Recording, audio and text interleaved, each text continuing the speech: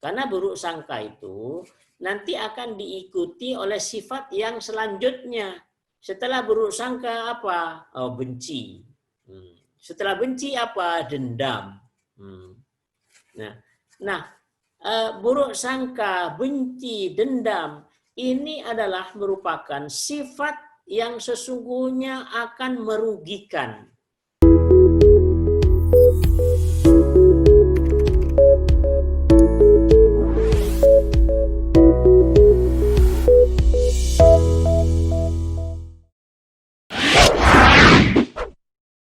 Assalamualaikum Abah.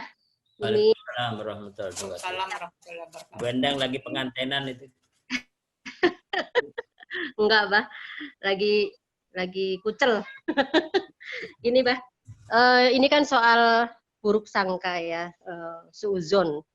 Ya. Nah, yang saya tanyakan ini, kita sudah berbaik sangka, berhusnuzon sama orang gitu ya, Bah ya. Ternyata orang itu jahat gitu. Nah, jahat dan merugikan orang banyak gitu loh. Misalkan nih awalnya kita tuh sudah apa ya, sudah ada tanda kalau kita tuh orang itu jahat, tapi kita hapus, oh aku nggak boleh berburuk sangka kan gitu ya. Kita positive thinking, oh, orang itu baik berarti kan gitu ya. Oh, kita harus berbaik sangka bahwa orang itu baik. Ternyata orang itu jahat dan merugikan banyak orang. Nah, yang ingin saya tanyakan di sini, sikap kita tadi itu apakah salah atau bagaimana, Abah? Gitu loh. Ya itu tadi di surat 3 ayat 120 tadi. Wa in tasbiru wa tattaqu. Jadi kalau jadi ada orang yang senang kalau kita susah, ada orang susah kalau kita senang gitu. Jadi itu Allah telah mengabarkan kepada kita bahwa kita pasti akan bertemu dengan orang-orang macam seperti itu. Maka bagaimana cara menghadapinya? Wa in tasbiru wa tattaqu. Tapi kalau kamu bersabar dan bertakwa kepada Allah, jadi cara menghadapinya seperti itu. Bukan cara dengan berburuk sangka. Karena berburuk sangka itu, ini yang perlu kita pahami. Buruk sangka itu sesungguhnya akan merugikan kita. Buruk sangka itu yang akan membuat kita tidak akan menjadi orang yang bisa memaafkan kesalahan manusia. Karena buruk sangka itu nanti akan diikuti oleh sifat yang selanjutnya. Setelah buruk sangka apa? Oh, benci. Setelah benci apa? Dendam. Nah, buruk sangka, benci, dendam ini adalah merupakan sifat yang sesungguhnya akan merugikan kita.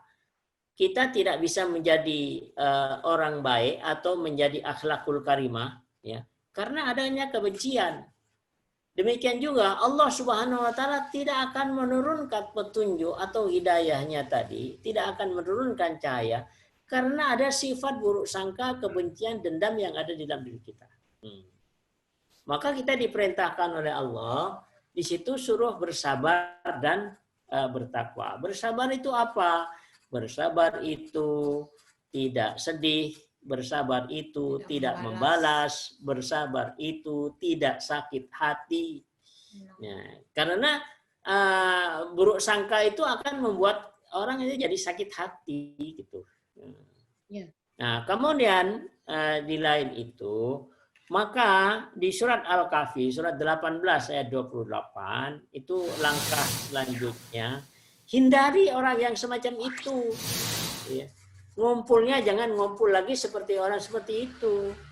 Di mana gejolak hawa nafsunya, ya, yang tidak pernah berzikir kepada Allah. Allah perintahkan kepada kita untuk tidak bergaul dengan orang-orang yang semacam itu. Menghindarkan tindakan preventif gitu. Jadi kalau ada memutus tali silaturahim dong. Nah, ini silaturahim itu apa sesungguhnya? Nah, silaturahim itu adalah di kalangan orang yang seiman, sila hubungan kasih sayang, yang hubungan kasih sayang ya karena Allah gitu. bagaimana kita mau bersilaturahim dengan penjahat? Ya, kan nggak nyambung itu. Ya. Yang namanya hubungan silaturahim, hubungan kasih sayang itu hanya terjadi di antara orang-orang yang seiman. Nah, kepada penjahat itu namanya bukan silaturahim. Bahkan diperintahkan oleh Allah SWT untuk tidak bergaul dengan orang-orang yang seperti itu.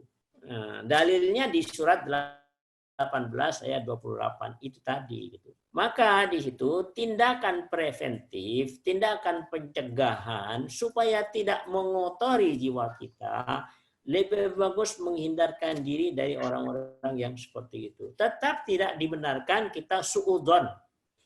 Ya, bahkan tadi di surat Al-Furqan, surat 25 ayat 63 tadi mengatakan bahwa apabila mereka itu si jahil tadi ngeledek kita atau melecehkan kita, qalu salama, tetap kita diperintahkan oleh Allah Subhanahu wa taala untuk mengucapkan ucapan-ucapan yang mengandung keselamatan.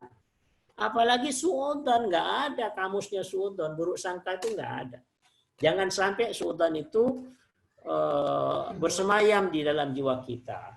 Karena itu supaya kita itu hubungan dengan Allah itu nyambung terus. Gara-gara suudzon, Allah nggak mau berhubungan sama kita. Karena suudzon itu yang akan menjadi penghalang.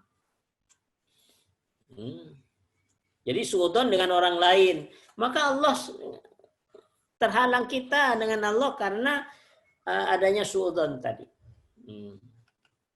Sehingga di sini tetap Allah Subhanahu wa taala bersabar, bertakwa, hindari orang-orang yang seperti itu. Tetap kita tidak dibenarkan untuk suudzon, berburuk sangka, karena itu akan merugikan kita sendiri.